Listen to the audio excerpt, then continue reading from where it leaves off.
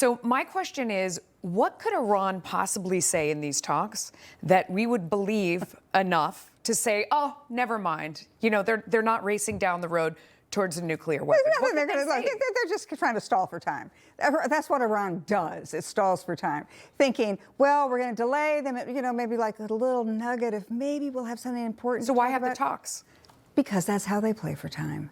But President Trump, on the other hand, he knows the game. And that's why he said, we're going to run out of patience. Because if Iran plays for time, that gives Iran more time to click along with its nuclear program, enrich a little more uranium.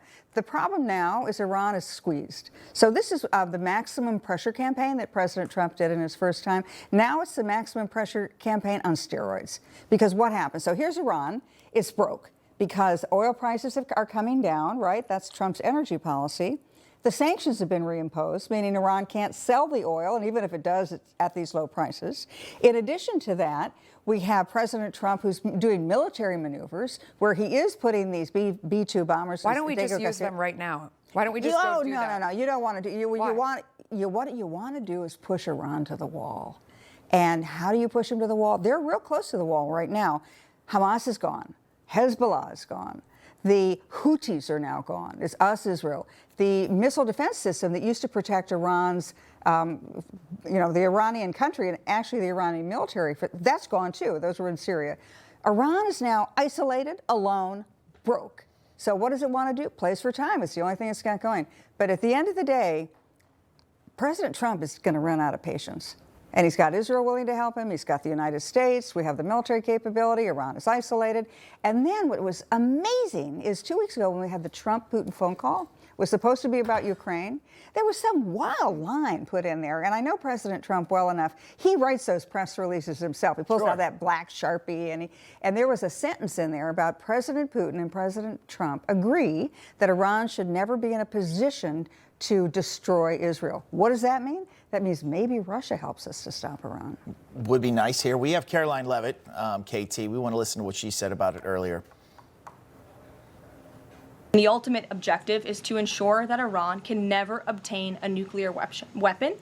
The president believes in diplomacy, direct talks, talking directly in the same room in order to achieve that goal. But he's made it very clear to the Iranians, and his national security team will as well, that all options are on the table, and Iran has a choice to make. You can agree to President Trump's demand, or there will be all hell to pay.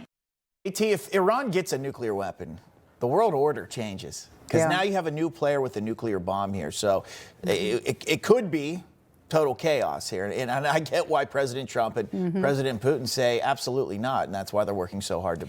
Yeah, it's not just if Iran gets a nuclear weapon and then the military capability that gives it, for example, to destroy Israel or even to hit Europe. What it does is it sets off a nuclear arms race in the Middle East. Because if Iran gets one, you know, then the Saudis will say, well, we need our own. And then now Turkey, everybody gets a nuclear weapon. Frankly, in a part of the world, we don't even want them playing with matches. It's so volatile.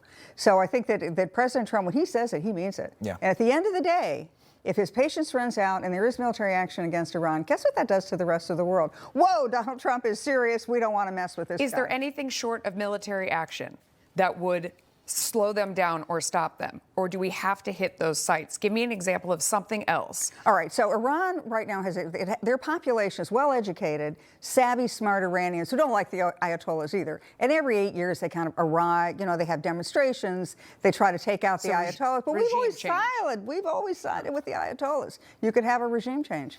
Let's talk about China, the tariffs. We were doing it a little bit backstage, so to speak. Hear your thoughts. At the end of the day, this is all about isolating China.